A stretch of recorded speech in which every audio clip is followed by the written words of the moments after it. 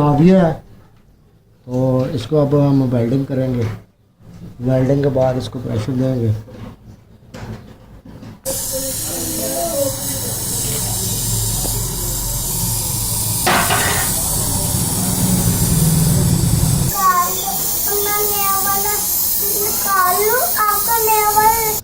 Welding ये हो चुका है हमारा।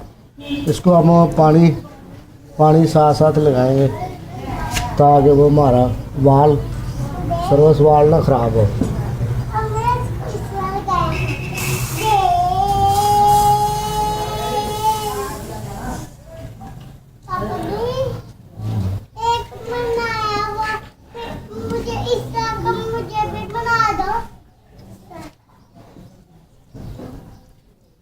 वेल्डिंग कंप्लीट हो चुकी है।